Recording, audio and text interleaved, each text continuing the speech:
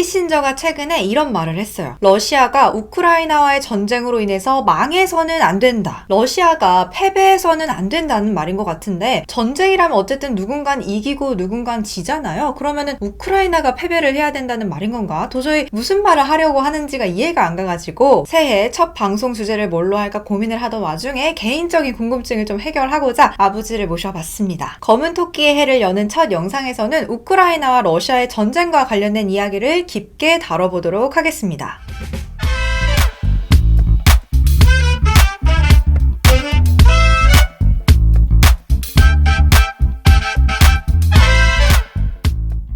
아버지, 우선 우크라이나 전쟁이 미국에게 유리하다는 말을 아버지가 우리 채널도 통해서 말을 했고, 또 다른 여러 매체를 통해서 여러 번 말씀을 하셨잖아요. 그렇지. 뭐 유럽으로의 영향권 확대라든지 등등 꼭 그렇게 생각하시는 구체적인 이유를 한 번 더 짚고 넘어가면 좀 좋을 것 같아요. 트럼프의 시대 때 미국은 상당히 위태로운 상황까지 갈 수 있었어. 핑크타이드라는 말 혹시 알아? 핑크타이드는 좌파 정권이 완전히 이기는 분홍색 물결이라는 뜻인데, 특히 중남미 지역에서 좌파 정권이 완전히 이기는 걸 뜻하죠. 사회주의의 상징이 빨간색인데 뭐 그렇게까지 빨갛진 않다고 해서 분홍색 물결이라고 하는 거고요. 2018년 멕시코 선거로 시작해서 2019년 아르헨티나, 2020년 볼리비아, 2021년 페루, 칠레, 온두라스, 22년 콜롬비아가 모두 좌파 정권이 들어섰죠. 이어서 브라질도 룰라 다 실바가 대통령이 되면서 남미 대부분 지역에 좌파 정권이 석권하게 됐는데요. 이걸 보고 핑크타이드가 다시 시작됐다고 표현을 하더라고요. 그래, 네가 지금 말했던 그 남미가 미국 입장에서 봤을 때는 앞마당이잖아. 게다가 가뜩이나 그 미국의 일방주의에 대해서 반감이 크던 동네인데 이걸 추스리지 않고 트럼프는 문을 닫아버렸단 말이지. 그런 상황에서 남미 대부분의 지역이 좌파 정권이 석권했다라는 것은 결국은 미국은 당분간 담 쌓고 살아야 된다. 남미하고는 담을 쌓고 살아야 된다. 이걸 의미하거든. 근데 그러면 그냥 그렇게 담 쌓고 살면 되지 않나? 그렇게 큰 문제가 되는 거야? 안 되지. 미국은 뭐야? 기축통화권을 가지고 있잖아. 그 기축통화권을 가지고 있다는 얘기는 조금 더 많은 양을 유통시키기 위해서 그 나라로부터 뭔가를 수입하고 달러를 줘야 되거든. 물건을 받고 달러를 줘서 달러의 유통량이 많아지면 미국은 부흥할 수 있어. 하지만 반대로 문을 걸어 잠그고 달러를 유통시키지 못하면 기축통화권과는 멀어질 수밖에 없는 거야. 아무튼 조 바이든 대통령은 대통령이 되자마자 트럼프가 망가뜨려 놓은 부분을 바로 잡고 싶었어. 작년 6월에 미국은 1994년 이후로 28년 만에 미주 정상회의를 열었어. 그런데 멕시코는 아예 보이콧을 해버렸어. 그리고 과테말라, 온두라스, 그리고 엘살바도르에서는 대통령이 직접 참석하지 않고 총리라든지 이런 대리인을 보냈단 말이야. 이때를 틈타서 중국과 러시아는 세력을 확장하려 했어. 기존의 브릭스를 더해서 브릭스 플러스를 추진하려 했단 말이지. 여기서 브릭스 플러스는 뭐냐면 중동의 이란 그리고 남미의 아르헨티나까지 합쳐서 반미 연대를 더 크게 구축하려 했던 거야. 요즘에 석유도 위안화로 대체하려는 시도도 있다 보니까 브릭스까지 커지게 되면은 미국이 굉장히 난감할 수밖에 없겠네요. 그렇지. 물론 트럼프가 굉장히 잘한 것도 많아요. 그렇지만 아주 분명하게 잘못한 게 있다면 우방이랑 등을 지려 했다는 점인 것 같아요. 우리한테도 무임승차하지 말라고 하면서 보호비를 10배나 더 뜯어내려고 했었죠 아마. 너 말 잘했다. 우리가 달러를 기축통화로 인정해준다는 그 단서에 우리에 대한 보호비 청구는 이미 청구가 되어 있는 거야. 미국의 막강한 해군력으로 우방들을 보호한다라는 것이 브레튼 우주 조약의 아주 기본적인 그 공약이었거든. 아무튼 트럼프로 인해서 우방이라는 개념이 크게 훼손되는 그런 상황이었단 말이지. 이런 상황에서 남미는 핑크타이드, 유럽까지 흔들리게 되면 어떤 일이 벌어지겠어?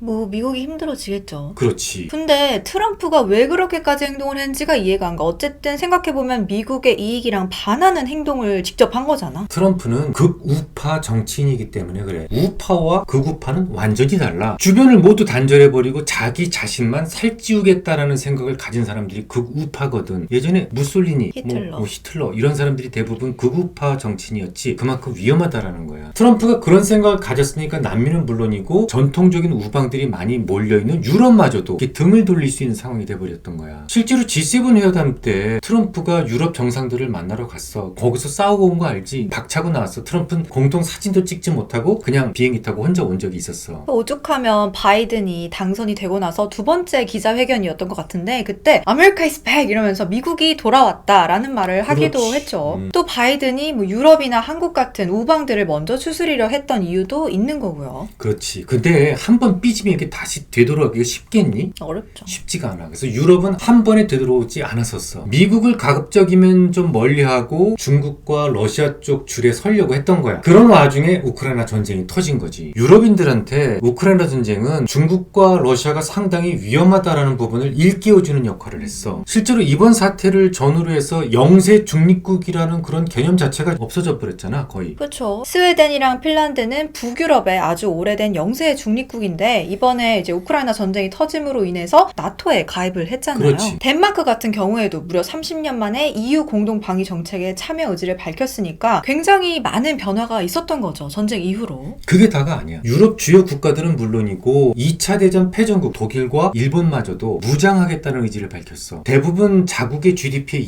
2% 이상 국방비에 투입하겠다라고 했으니까 전 세계에서 무기를 만드는 나라는 몇 안 되거든. 누구한테 유리하겠어? 미국한테 유리하죠. 그럼 잠깐 중간 정리를 해보자면 아버지가 우크라이나 전쟁이 미국에게 유리하다고 했던 이유는 러시아와 중국에 붙으려던 유럽을 다시 미국의 품 안으로 되돌려 놓았기 때문이라는 점인 거잖아요. 그렇지. 하지만 아무리 미국에게 유리하다고 해도 전쟁은 이제 끝났으면 좋겠단 말이죠. 그러면 구미 선진국의 입장은 어때요? 이 전쟁을 바라보고 있는 입장. 기본적으로 우크라이나가 패배하면 안 되겠지. 이미 크림을 꿀꺽 삼킨 러시아한테 우크라이나까지 준다면 이건 또 다른 침략을 야기시킬 수 있는 빌미를 주는 게 돼버리니까. 그렇다고 우크라이나가 승리하는 것도 바람직스럽지는 않다고 보고 있어. 그러면은 러시아가 이겨도 안 되고 또 우크라이나가 이겨도 안 되고. 네가 앞전에 얘기했던 것처럼 키신저는 러시아가 망해서는 안 된다라고 얘기를 한 적이 있었거든. 그러니까 그분이 괜한 말을 할 사람은 아니잖아요. 그래서 더 궁금하더라고 왜 그런 말을 했는지가. 이거 설명하려면 좀 긴데 어디서부터 얘기를 할까? 마샬 플랜부터 얘기를 해볼까? 이수가 먼저 마샬 플랜을 좀 설명해봐. 마샬 플랜. 마샬 플랜은 1947년부터 4년간 전쟁으로 인해서 황폐해진 유럽을 구한다는 명분으로 시작이 됐죠. 그러니까 미국이 유럽을 도와서 재건하자는 취지로 설립이 된 계획이에요. 그래, 명목상으로는 그래. 교과서엔 그렇게 나와있지. 하지만 이수야, 국제정세에서 이익이 전혀 배제된 의리는 있을 수 없어. 뭔가 호의가 있었다면 그 뒤에 뭔가 보이지 않는 이익이 있었다라고 볼 수 있는 거지. 마샬 플랜의 진짜 의도는 달러의 세상을 유럽까지 전파시킨다는 의미를 가지고 있어. 어떤 방식으로든 유럽의 달러가 공급이 되게 되면 달러의 유통량은 그만큼 커질 수밖에 없는 거니까. 그런 방식은 그 이후에도 여러 번 수련하게 되는데 중국도 예외는 아니었어. 중국은 근데 결이 좀 다르지 않나? 뭐 우리나라나 유럽 같은 경우에는 같은 자본주의니까 그럴 수 있다고 쳐도 중국은 베트남 전쟁 이후로 미국식 자본주의를 막 타도하자고 외치던 나라가 아니었나요? 그때는? 그래. 네 말대로 중국하고 자본주의하고는 많이 결이 다르지. 하지만 중국에서 미국의 제안을 거절할 수 없는 아주 중요한 두 가지 사건이 있었다고. 첫 번째는 구소련과의 국경 분쟁이야. 1969년에 와서 이 분쟁이 굉장히 심해졌어. 그래서 결국은 구소련이 100만 대군을 국경에 배치를 하게 된다고. 정말 그야말로 중국 입장에서는 풍전등화의 그런 상황에 처했던 거야. 당시 구소련은 엄청나게 강했지. 중국에 비해서 몇 배 국방력이 강했으니까 이거는 자칫 잘못하면 소련한테, 그 당시 소련이었지, 통으로 먹힐 수밖에 없는 그런 상황이었던 거지. 키신저가 이때 중국에 접근을 한 거야. 1971년도 7월 달에 주은래를 만나게 되고 그 이듬해 1972년도에 닉슨이 베이징을 직접 방문하면서 중국과 미국은 절친이 되게 된 거야. 그러면 막 소련이 입맛을 다시다가 말았겠네. 그렇지. 근데 어쨌든 중국은 자본주의, 미국식 자본주의를 타도하자고 외치고 있었는데 미국이 그런 중국을 도와준 이유가 또 뭐가 있을까? 나 이거 됐다 여러 번 얘기했는데 음과 양은 조화가 필요해. 균형이 중요한 거야. 그걸 유대인들이 제일 잘 알고 있어. 어느 나라든 좌파와 우파로 갈리게 되어 있고 이들은 서로 미워하게 되어 있어. 뉴스만 봐도 잘 알잖아. 워낙에 생각의 방향 자체가 다르니까. 그렇지. 부모 자식 간에도 이 좌와 우로 갈리게 되면 의절하는 경우가 상당히 많아. 그 정도로 이게 중요하다고. 중요한 것은 이게 음과 양이, 그러니까 좌파와 우파가 모두 중요하다라는 것을 아는 나라는 그렇게 많지 않아. 그런 면에서는 비록 좀 불안정하긴 하지만 우리나라는 좌와 우가 다 살아있지. 그런 점에서 다른 나라들에 비해서 굉장히 미래가 밝은 나라다라고 볼 수 있어. 일본 같은 경우에는 좌파를 굉장히 혐오하거든. 그 나라는 좀 어떻게 보면 좀 암울해. 그러면 어쨌든 좌와 우의 균형을 맞추기 위해서 미국이 중국을 도왔다는 거잖아. 그렇지. 근데 이게 균형과 관련돼서는 아직은 아직은 내가 아무리 좋게 아무리 좀 자세하게 설명을 해도 우리 이수는 그걸 이해할 수 있는 나이는 좀 아닌 것 같아. 아무튼 당시 키신저가 중국을 찾은 것은 중국을 도운 것은 균형을 맞추기 위함이었어. 상상해봐 이수야. 그 당시 소련이 중국을 통으로 먹었다고 생각을 한번 해봐봐. 저 유라시아 땅이 몽땅 다 소련 땅이었다고 상상을 한번 해보라고. 그럼 이게 좌파의 세력이 너무 커지고 통제불능의 상태가 되어버릴 수가 있다고. 그럴 수도 있겠네 진짜. 그렇지. 그러면은 또 다른 이유가 있나? 미국이 중국을 도와줬던? 있어. 구소련의 붕괴야. 그 당시에는 세상이 완전히 반으로 갈려 있었거든. 좌파와 우파로. 좌파는 좌파끼리, 우파는 우파끼리만 교역을 했었다고. 근데 구소련이 붕괴를 하면서 이게 같이 굶어 죽게 생긴 거야. 모든 교역이 다 망가져 버렸으니까. 그러니까 앞서 거론했던 첫 번째 이유는 구소련에 의해서 중국이 먹힐 수도 있었던 것을 군사적으로 좀 도왔다면, 두 번째는 구소련이 붕괴함으로써 다 망할 수 있었던 것을 달러를 투입시켜서 중국을 기사회생시켰다라고 볼 수 있는 이해가 거지. 가는 것 같아. 그러니까 처음 거는 너무 세력이 치우칠 수 있으니까는 중국을 오히려 도왔던 거고. 그렇지. 그 다음 이유는 그냥 내버려두면 중국도 같이 망해버릴 수도 있으니까 유대인들이 균형을 위해서 중국을 도왔다는 말인 거잖아. 그렇지. 좌와 우는 둘 다 건강한 상태를 유지를 해야만 큰 변화가 생기는 거야. 구소련이 붕괴되는데 중국마저 붕괴된다면 이 세상에서 공산주의는 사라져버리는 거야. 그런 세상은 그래 바람직스럽지 않다고 유대인들은 생각을 한 거지. 유대인들이 처음에 핵폭탄을 만들었을 때 그 맨하탄 프로젝트라고 그러지, 많은 나라들하고 이렇게 공유를 했잖아. 왜 그랬겠어? 이 절대 권력이 너무 한쪽에 치우치게 되면 오히려 위험해질 수 있다는 것을 잘 알고 있었기 때문이야. 뭐 거두절미하고 이 세상에 어떤 바이러스가 퍼져서 남자한테만 작용되는 그런 바이러스가 퍼져서 남자가 거의 멸종한 그런 세상을 한번 상상을 한번 해보라고. 더 위태롭고 더 불안전한 세상이 될 수밖에 없는 거야. 어쨌든 키신저가 지금 러시아 망하면 안 된다고 얘기했던 것도 같은 맥락인 거잖아요. 그렇지, 빙고. 지금 우크라이나 전쟁은 미국한테 분명히 유리하게 돌아가고 있는 건 사실이야. 하지만 키신저는 지금 새로운 걱정을 하기 시작을 한 거지. 러시아가 붕괴돼서는 안 된다라고 생각을 했던 것은 러시아가 이뻐서가 아니라 중국의 세력이 너무 커지는 것을 경계해야 된다라는 생각을 한 거야. 나는 키신저가 단순히 이제 핵을 가지고 있는 나라가 전쟁에서 패배해서 무질서한 국가가 될 경우가 두려운 건가? 이렇게 생각을 했었는데, 그러니까 주인이 없는 핵을 걱정해서 한 말인가라고 생각을 했었는데 또 그건 아닌가 보네요. 아니야, 그 말도 맞아. 하지만 경제적 관점도 무시할 수는 없는 거거든. 예를 들어서 러시아가 망했어. 루브라는 휴지가 되지. 이 루브라가 휴지가 된 이 빈 공간에 달러가 들어와서 그걸 갖다 커버한다면 뭐 큰 문제가 생기질 않아. 하지만 그런 일은 내가 볼 땐 거의 불가능한 것 같아. 어떤 화폐가 들어올 가능성이 높다고 보니 위안화. 당연히 위안화가 가능성이 높다고 보는 거지. 그러면 지금도 구매력 기준으로 했을 때 미국의 GDP에 거의 임박했다고 보는데, 여기서 러시아 경제권까지 만약에 흡수하게 된다면 위안화의 세력은 너무 커지게 되는 거지. 이건 정말 통제불능의 상태까지 갈 수도 있는 거지. 러시아가 망해도 안 된다.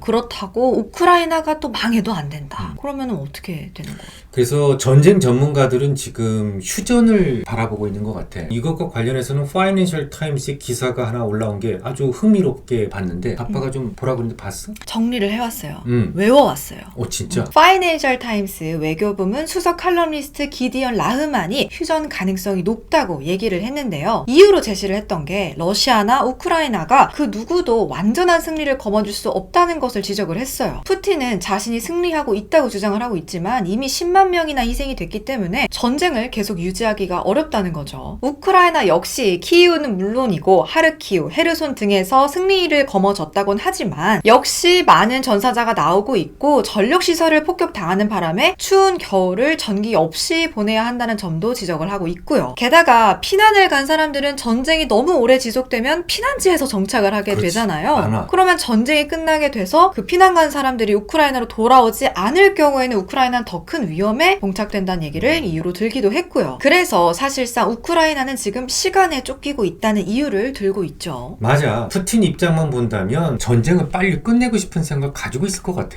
다만 자존심만 상하지 않는 한도 내에서 말이지. 지금 전쟁을 수행할 만한 군 병력이 별로 없어. 그래서 범죄자들까지 사면해가면서 전쟁터에 투입했지만 별다른 결과를 성과가 그렇게 크지 않았어. 그러니까 부족한 군인을 보충할 길이 없으니까 지금 계속 미사일만 투입하고 있는 거잖아. 폭탄만. 반면에 우크라이나는 사기충천이지 뭐. 지금 계속해서 회복을 하고 있으니까 그런 점에서 봤을 때는 좀 러시아보다 유리하다라고 볼 수 있어, 단기적으로. 하지만 너무 오래 끌어온 전쟁 때문에 우크라이나 국민들도 지금 지쳐가고 있거든. 근데 젤렌스키의 입장을 봤을 때는 돈바스는 물론이고 이미 뺏긴 크림 반도까지 수복을 해야만 전쟁을 끝나겠다고 얘기를 하고 있는 입장이거든요. 당연하지 않겠니? 이 세상에 어느 대통령이 내 땅 주고 전쟁을 끝마치겠다 이렇게 얘기하는 대통령은 없어. 하지만 현실은 조금 더 고민이 필요한데 돈바스라든지 크림반도는 사실 러시아 사람들이 더 많이 살고 있다고. 어찌어찌 그 땅들을 다 몽땅 다 수복한다고 하더라도 끊임없이 게릴라에 시달려야만 할걸? 실제로 우크라이나 전쟁이 시작하기도 전에 돈바스 지역하고 크림반도는 러시아의 복속지단이라는 요구가 끊이지 않았던 그런 지역이야. 나라면 그렇게 큰 희생이 수반될 수 있는 그런 수복은 원하지 않을 것 같은데. 현재로서는 종전보다는 휴전이 가장 좋은 방법이지 않을까 생각이 되는데, 근데 그러기 위해선 사실 지금 사기 충천되어 있는 젤렌스키를 설득을 해야만 하고 또 푸틴도 설득을 해야만 하는데 그게 가능할지가 관건이잖아요. 아니 뭐 푸틴 설득하는 것은 쉽지 않겠니? 휴전을 통해서 크림하고 돈바스 지역에 대해서 일시적으로 지배권을 주면 돼. 그러면 자존심, 푸틴의 자존심 그대로 살릴 수 있고 차기 대선에서도 좋은 점수를 받을 수 있을걸? 문제는 우크라이나를 설득하는 건데 전폭적 지원을 하겠다라는 약속이다라면 어떻게 되면 가능할 수 있을지도 몰라. 마샬 플랜처럼. 그렇지. 바로 그거야. 그렇게 미국이 주도해서 새로운 나라를 만들어주겠다라는 약속을 할 수 있는 거지. 미국의 달러가 우크라이나에 대거 투입되고 우크라이나를 번영시킬 수 있는 청사진을 제시하는 거야. 마치 과거에 중국 그리고 대한민국 그리고 일본에서 그랬던 것처럼 말이지. 우크라이나가 달러가 투입이 돼서 GDP 규모가 커지게 되면 유럽에서 가장 큰 나라 중에 하나 아니겠니? 그런 나라가 달러 세상이 된다는 것, 이거 미국 입장에서도 손해보는 장사는 아니고 말이지. 진짜 얘기를 들어보니까 예전에 한국전쟁, 우리나라 6.25 전쟁이 생각나긴 하네요. 왜냐면 우리도 지금 휴전 상태이기도 하니까. 그렇지. 아무튼 그런 식으로 미국의 달러가 우크라이나에 또 들어갈 수 있다면 미국 입장에서도 절대 손해보는 장사는 아닌 그렇지. 거고. 이에 대해서는 파이낸셜 타임스도 비슷한 얘기를 하고 있어. 한국도 전쟁 직후에 완전히 파괴된 상태에서 지금 이만큼 살고 있어. 요번에 보니까 뭐 전 세계에서 가장 강대국 6위에 우리나라가 또 들어왔더라고. 일본이 8위까지 떨어지고. 그런 점을 계속해서 부각시키면서 우크라이나도 그렇게 될 수 있다라는 점을 부각시키면서 권고할 수 있다. 진짜 그럴 수도 있겠네요. 굉장히 어렵고 난해하고 복잡하기는 한데 또 이런 얘기 제가 너무 흥미롭게 재밌게 공부를 해서 그럼 이제 정리를 한번 해보겠습니다. 오케이. 우선 우크라이나 전쟁은 러시아와 중국 품에 가려던 유럽을 다시 미국의 품 안으로 돌아오게 할 수 있다는 점에서 미국에게 굉장히 유리하다고 했어요. 그치만 전쟁이 아무리 누군가에게 유리하다고 해도 전쟁은 끝이 나야만 하는데 이미 시작한 이 전쟁을 어떻게 끝내느냐가 매우 중요한 시점에 와 있습니다. 키신저는 러시아의 패배로 전쟁이 끝나게 될 경우 중국의 세력이 상상도 하지 못할 만큼 커지는 것을 경계하고 있는데요. 하지만 우크라이나의 패배로 전쟁이 끝나는 것도 역시 구미 선진국에서 모두 경계하고 있기 때문에 일각에서는 휴전 가능성을 제시하고 있습니다. 그들을 설득할 해결책으로 아버지께서 몇 가지 방법을 예를 들어주셨는데요. 러시아에게는 일시적인 지배권을, 우크라이나에게는 과거 마샬 플랜과 같은 전폭적인 경제적 지원으로 러시아도 우크라이나도 미국도 모두 만족할 수 있을 만한 방법까지 함께 알아봤습니다. 어떤 방법이 100% 옳은 방법이다 라고 말을 할 수는 없겠지만 사실 지금은 어떤 방법이라도 찾아서 하루빨리 평화가 오길 바라는 수밖에 없겠죠. 자, 이제 끝이 났어요. 새해 첫 방송 어떠셨나요? 좋았어요. 좋았어요. 그러면은 유익한 시간 되셨기를 바라고요. 새해 복 많이 받으시고 다음 시간에도 유익한 이야기 함께 나누고 싶으시다면 좋아요, 구독, 댓글, 알람까지 잊지 마세요. 그럼 안녕. 새해 복 많이 받으세요. 하뚜.